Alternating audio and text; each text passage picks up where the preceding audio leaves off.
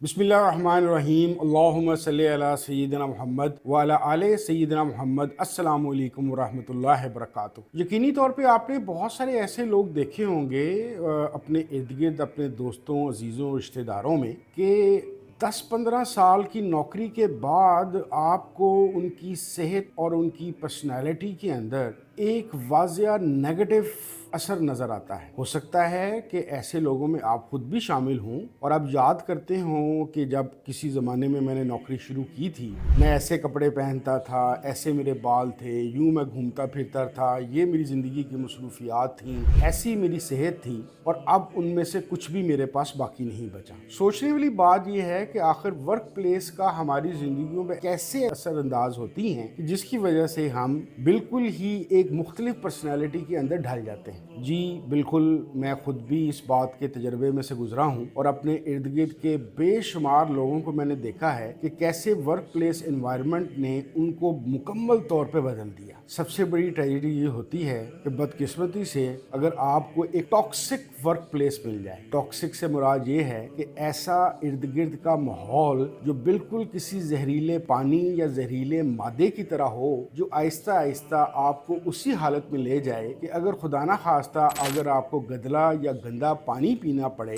तो जो सिस्टम वो आपके अंदर करेगा, इसी तरीके से टॉक्सिक एनवायरनमेंट भी आपकी पर्सनालिटी को बिल्कुल बदल देगी। होता कुछ इस तरीके से है कि जो टॉक्सिसिटी है वो वर्क प्लेस के अंदर दो तरह के लोगों के अंदर आती है। देखिए, आपने अगर निशानी देखनी हो कि क्या मेरी वर्क प्लेस या फलाने की वर्क प्लेस टॉक्सिक है या नहीं है, तो आप बड़ी आसानी से ये नोट कीजिए कि इस एनवायरनमेंट के अंदर साइकोपैथ और नार्सिसिस्ट कितने हैं। साइकोपैथ एक ऐसा शख्स होता है कि जिसको लोगों को अजियत दे के, लोगों को तंग करके, लोगों को तकलीफ दे के उसको मज़ा आता है। आपको लगता होगा कि शायद साइकोपैथ सिर्फ और सिर्फ हमारी फिल्मों, कहानियों या ड्रामों में ही होते हैं। नहीं, हमारी फिल्मों, कहानी, ड्रामों में ये जो साइकोपैथ टाइप पर्सनालिटीज़ हैं, ये हमारे ही असल माहौल से गए होते हैं। और नार्सिसिस्ट वो बंदा होता है कि जिसको अपने अलावा कोई भी पसंद नहीं आता, वो अपने आप को एक अकेलेखुद समझता है। तो जब भी किसी भी वर्क प्लेस के अंदर नार्सिसिस्ट की या साइकोपैथ्स की तादाद बढ़ जाए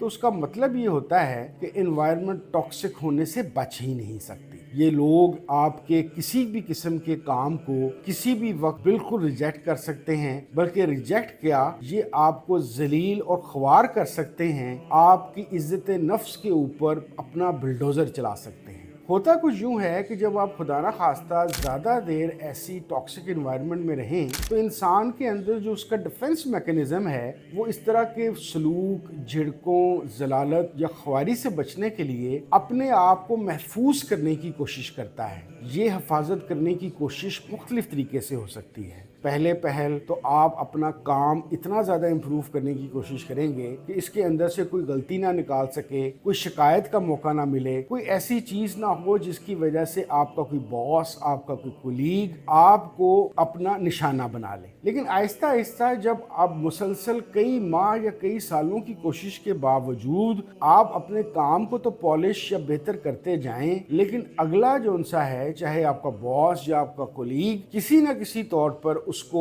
आपके लिए गलत तौर पे साबित करने में कामयाब ही रहे, तो फिर आप स्टेप 2 के अंदर बचने की या झुकने की या गायब होने की कोशिश शुरू करते हैं कि किसी तरीके से इस तरह के शख्स या इस तरह की शख्सियात के मुंह मत्थे ही मैं ना लगूं, मैं इससे इंटरेक्ट ही ना करूं, किसी तरीके से मैं इससे बच जाऊं। यहाँ पे आके जो उनसे एक डिफेंस मैकेनिज्म है छुप जाने का, यानी कि फ्लाइट मोड का। यानी कि आपको पता है कि हमारे दो मोड्स होते हैं, एक फाइट का कि लड़ो, एक फ्लाइट का कि दौड़ जाओ। फ्लाइट मोड के अंदर भी जब आपको कामयाबी नहीं मिलती और आपको ये पता चलता है कि ये मुझे ढूंढ के कोई ना कोई शिकायत मेरे सर पे रख के मुझे जलील करने का या ख्वार करने का कोई मौका नहीं छोड़ता, तो अब आपकी दोनों चीजें फेल हो गई। यानी कि इम्प्रूव करने में भी आपको नाकामी हो गई और फ्लाइट मोड के अंदर भी आपको नाकामी होगी। अब यहाँ पे बदकिस्मती से आपका ब्रेन तीसरा फैसला करता है और वो तीसरा फैसला ये है कि वो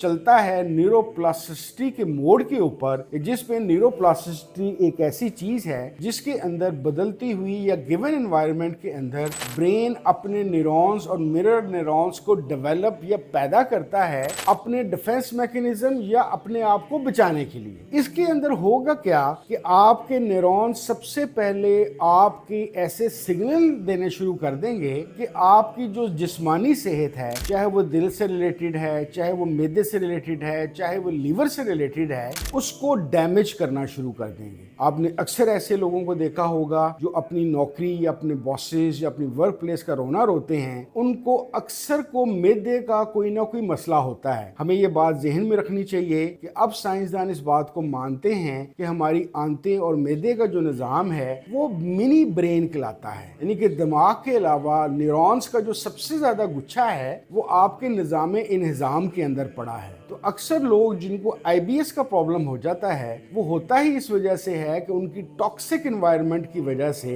उनका डिफेंस मैकेनिज्म फेल होना शुरू होता है, और सबसे बड़ा हमला या उनके मैदे के ऊपर होगा या मुसलसल स्ट्रेस के अंदर रहने की वजह से उनकी दिल के अंदर कोई इशू हो जाएगा। दिल चाहे वो सिगरेट भी ना पीता हो, चाहे कॉफी का इस्तेमाल ज्यादा ना करता हो, रेगुलर वॉक भी करता हो, लेकिन अगर उसकी वर्क प्लेस या घर की एनवायरनमेंट टॉक्सिक है तो जो मर्जी हो जाए उसकी दिल की शरियानें मोटी, भारी या सुकड़नी होना उसका स्ट्रेस की वजह से एक लाजमी आंसर बन जाता है। अब सोचने वाली बात यह है कि अगर कोई खुदा ना खास्ता टॉक्सिक एनवायरनमेंट में फंस ही गया है और अपने तमाम हरबे इस्तेमाल करने के बावजूद वो इस टॉक्सिक एनवायरनमेंट के अंदर सरवाइव करता नजर नहीं आ रहा और उसके हेल्थ इश्यूज भी स्टार्ट हो चुके हैं, तो इसका हल क्या है? एक आसान सा हल तो ये है जो फौरी तौर पे उठाया जा सकता है, वो है भाग जाओ, यानी कि ऐसे टॉक्सिक एनवायरनमेंट या टॉक्सिक वर्क प्लेस को छोड़ दीजिए। लेकिन बदकिस्मती से जुमला बेरोजगारी या अपॉर्चुनिटीज के कम होने की वजह से बहुत ज्यादा जो ऐसे लोग हैं जो टॉक्सिक एनवायरनमेंट को छोड़ नहीं सकते, क्योंकि अगर वो उसको छोड़ दें और अगर कहीं और रोजगार का बंदोबस्त ना हुआ तो शायद टॉक्सिक एनवायरनमेंट से ज्यादा बड़ा मसला फाइनेंशियल क्राइसिस की वजह से वो ज्यादा बड़ी मुसीबत में निकल जाए। हल इसका सिर्फ और सिर्फ ये है कि आपको आखिरकार किसी लाइफ कोच, किसी साइकेट्रिस्ट या किसी साइकोलॉजिस्ट के पास जाना चाहिए।